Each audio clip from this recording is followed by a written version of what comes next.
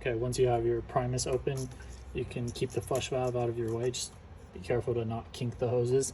You'll see stuff rags all around this area that we're going to be working on. This has several screws and small gaskets, also a spring inside that I'll show you later.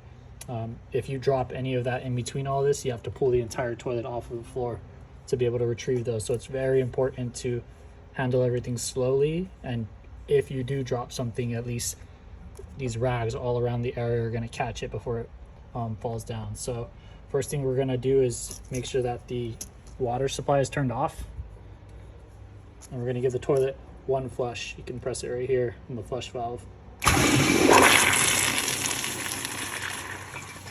That way everything is depressurized and there's no more water coming back in.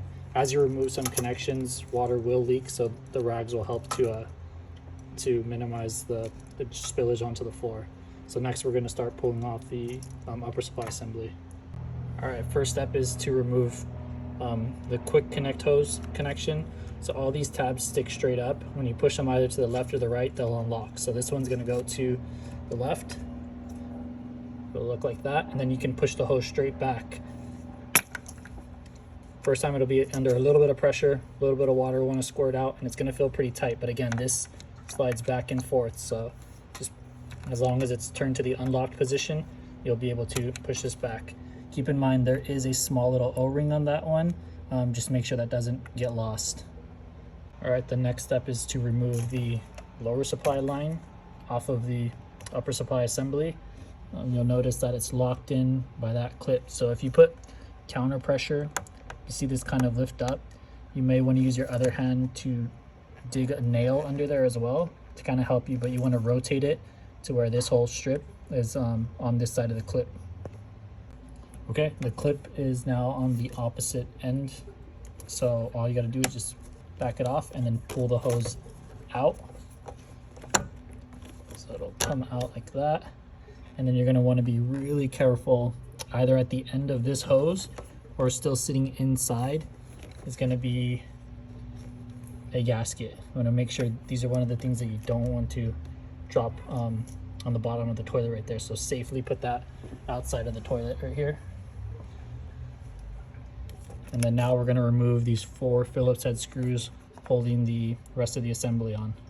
So once you've loosened and pulled out each screw one by one, you're left with the upper supply assembly. Underneath this is going to be a small plastic piece and a spring. That's the last parts that you need to be careful with about dropping anywhere. So if you slowly lift this up, you may see them get left behind right there, or they may want to be attached to the bottom of the upper supply assembly. So it's probably better to do this with 2 hands. That way you can grab onto those if they start to move around. But in this case, it's left behind, and you can carefully grab both the spring and this little piece of plastic.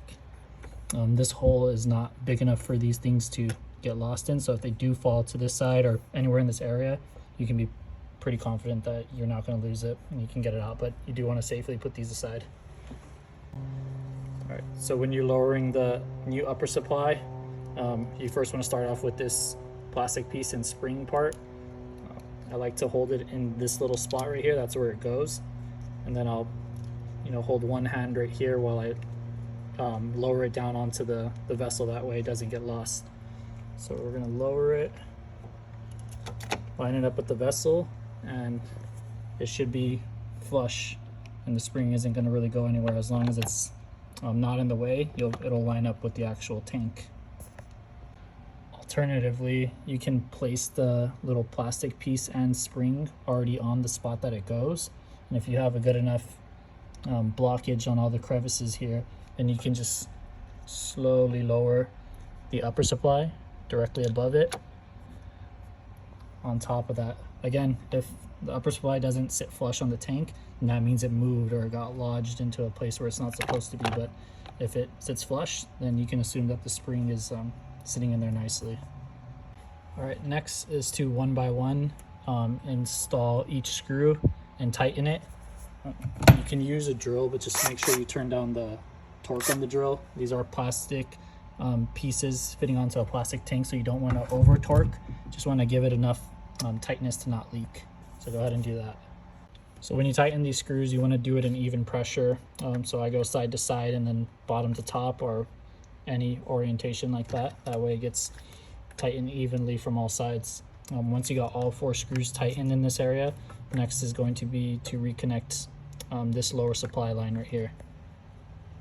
All right, so before I insert this into the upper supply assembly, notice I took that small gasket that we found sitting inside of there, and I placed it on the end of this hose. As you plug this in, that'll ensure that it stays where it needs to be. But if you do have to remove it out or reposition, just assume that this is going to fall off. This doesn't hold onto there permanently. So again, now what you want to do is insert it with this clip pointing to the upwards position, what we did before we unloosened it. And you're just going to plug it straight into the upper supply until it clips like that. And then all we got to do is drag it down underneath this little bridge, and now we're locked into place, and the gasket is for sure in there. So that's the last piece we got to worry about losing. Next, we're going to join this quick connect hose with your cartridge right here. So it's going to go in reverse order the way it came off. You're going to push it. If you still see a gap right here, you need to close that gap completely. So you may need to put some leverage on the hose. Try in different positions until it closes completely. So now that you have a nice seal, you can turn it to lock it into place. And now it's not going to go anywhere. And at that point, we've completely assembled the upper supply assembly onto the vessel. You're probably going to want to start by drying off any residual water, because when we turn this thing back on and give it a couple test flushes, we want to make sure that nothing's leaking abnormally. All right, so once we have everything for sure connected, we can turn the angle stop back on. You're going to give the tank 60 full seconds to pressurize. So again, we're avidly watching for any leaks. You may see some residual water vibrating as the tank moves up, but then we want to check the connections where we had to remove things.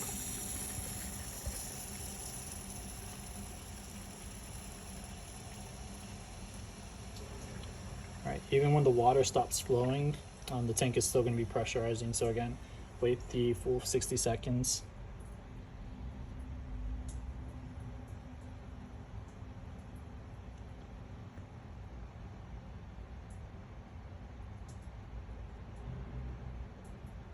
All right, and we're going to go ahead and give it a test flush.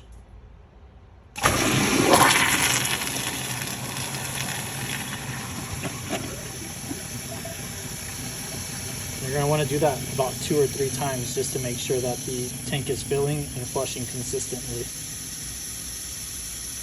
Okay, after a few test flushes, this upper supply is still not leaking abnormally. A spot to check on often is going to be right here. There's a little air valve. If you have leaking after the tank has been filled up or waiting to be flushed, you'll see small drips coming out of that little open valve down there. Just remember that there's nowhere for water to go other than the floor from right here. So anything that starts leaking is going to eventually fall over to the tank onto the floor, and then you'll see water around the rims of the toilet. So take your time when you're assessing the upper supply connections, just to make absolutely sure that it's not leaking anywhere before you close everything back up. So we're about 3 or 4 flushes in now. And again, this is all residual water right here, so that's what's vibrating every time it flushes. But do your best to try and dry all this up. That way you have a clear confirmation of everything. Okay, so if everything looks good, you can go ahead and close up the seat and lid and the base.